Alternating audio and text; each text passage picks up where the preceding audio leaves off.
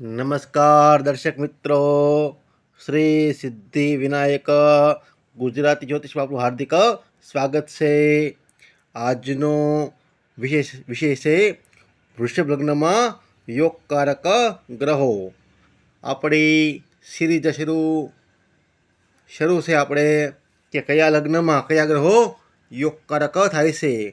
આપણે આગળના વિડીયોમાં મેષ લગ્ન વિશે જોયું હતું કે એમાં જેનું પણ મેષ લગ્ન હોય એને કયા ગ્રહો યોગકારક બને છે. આજે આપણે વૃષભ લગ્નમાં યોગકારક ગ્રહો વિશે વાતો કરીશું. તો જેનું પણ જન્મકુંડળીમાં વૃષભ લગ્ન હોય એટલે કે જન્મકુંડળીમાં પ્રથમ ભાવની અંદર જેનું પણ જન્મકુંડળી હોય એને પ્રથમ ભાવ અને લગ્ન ભાવ કહેવામાં આવે છે.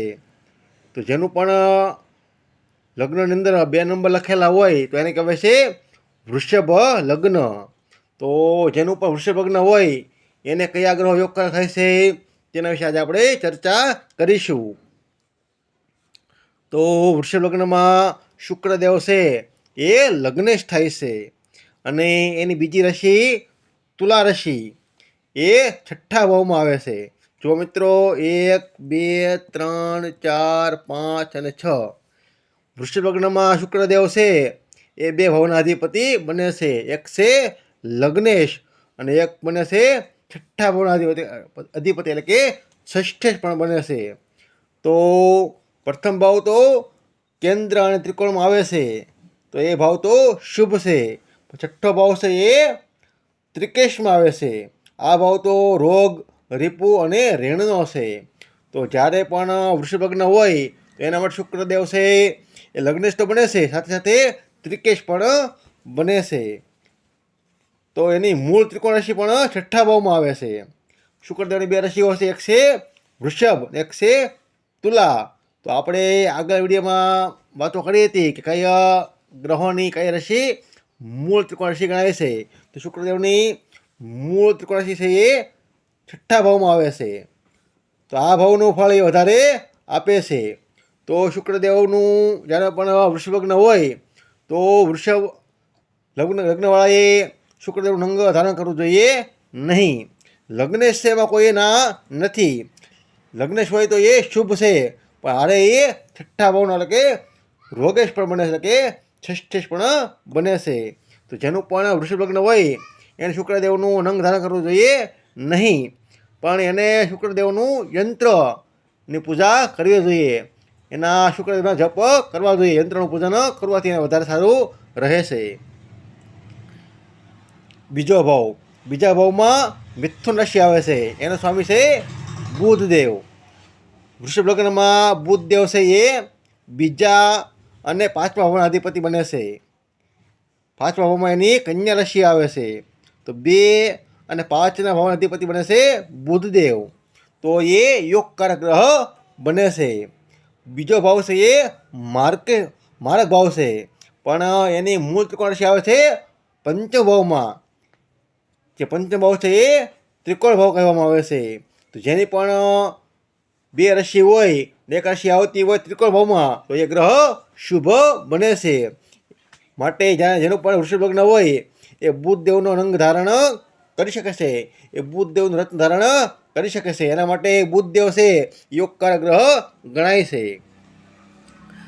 ચંદ્રદેવ છે એ 3જા ભાવના અધિપતિ બને છે. 3જો ભાવ છે એ ત્રિશડાય ભાવમાં આવે છે. તો ત્રિશડાય ભાવનો જે અધિપતિ હોય ને એ પાપી ગ્રહ ગણાય છે. જેનું પણ વૃષભ લગ્ન હોય તો એને ચંદ્ર રંગ ધારણ કરવું જોઈએ નહીં, કારણ કે વૃષભ લગ્નમાં ચંદ્રદેવ છે એ 3જા ભાવના અધિપતિ બને છે. 3જો ભાવ છે એ ત્રિશડાય ભાવની અંદર આવે છે. 3, 6 અને 11 આ 3 ભાવોને ત્રિશડાય ભાવ કહેવામાં આવે છે. માટે જેનું વૃષભ લગ્ન હોય એને ચંદ્રનો રંગ ધારણ કરવો જોઈએ નહીં.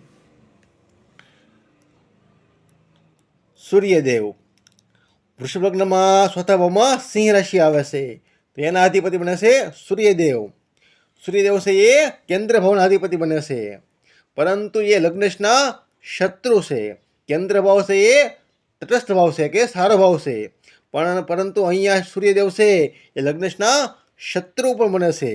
તો જ્યારે પણ વૃષભ લગ્ન હોય એ સમયે સૂર્યદેવનું રત્ન ધારણ કરવું જોઈએ નહીં, પણ સૂર્યદેવનું યંત્રનું એની પૂજા કરવી જોઈએ. યંત્ર ધારણ કરી શકે છે, એના જપ કરી શકે છે, યંત્ર ધારણ કરી શકે છે, યંત્રનું પૂજન કરી શકે છે. મંગળદેવ, વૃષભ લગ્નમાં મંગળદેવ છે એ 7મા ભાવના અધિપતિ બને છે અને એક બને છે 12મા ભાવના અધિપતિ. તો 7મો ભાવ છે એ મારક ભાવ છે અને 12મો ભાવ છે એ ત્રિકેશ ભાવ છે. 6, 8 અને 12 આ ભાવને ત્રિક ભાવ કહેવામાં આવે છે. તો મંગળ અહીંયા માર્કેશ પણ બને છે અને ત્રિકેશ પણ બને છે. તો એ યોગકાર ગ્રહ થતા નથી. જેનું પણ વૃષભ લગ્ન હોય એને ક્યારેય પણ મંગળનો રંગ ધારણ કરાવી શકાતો નથી. ગુરુદેવ, જુઓ મિત્રો, વૃષભ લગ્નમાં સૌથી વધારે કોઈ ગ્રહ મારક બનતા હોય તો એ બને છે ગુરુદેવ. કારણ કે ગુરુદેવ છે એ અષ્ટમેશ બને છે અને ત્રિશ્રાય ભાવના અધિપતિ એટલે કે 11 ભાવના અધિપતિ પણ બને છે. તો ત્રિક ભાવની અંદર સૌથી વધારે ભાવ ખરાબ હોય તો એ છે 8મો ભાવ અને ત્રિશ્રાય ભાવમાં સૌથી વધારે ખરાબ ભાવ હોય તો એ છે 11મો ભાવ. તો 8 અને 11 ભાવના અધિપતિ બને છે ગુરુદેવ. તો સૌથી વધારે પાપી ગ્રહ ગણાય છે. જેનું પણ વૃષભ લગ્ન હોય એના માટે ગુરુ છે એ સૌથી વધારે અશુભ ગ્રહ માનવામાં આવે છે. જુઓ મિત્રો, ઘણાને એમ થાય કે ચંદ્ર, બુધ, ગુરુ અને શુક્ર આ તો શુભ ગ્રહો છે, તો પાપી ગ્રહો કેમ ગણાય છે?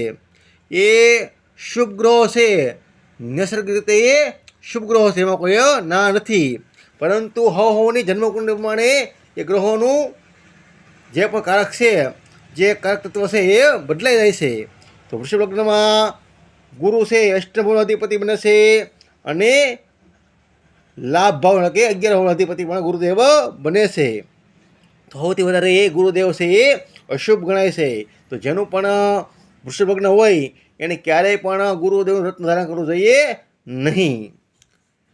શનિદેવ, શનિદેવ છે એ વૃષભ લગ્નની અંદર 9મ અને 10મ ભાવના અધિપતિ બને છે.